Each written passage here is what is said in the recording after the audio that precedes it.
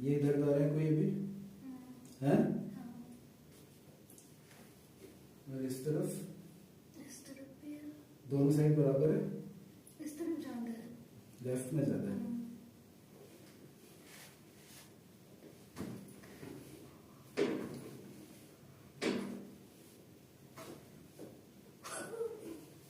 क्या हुआ?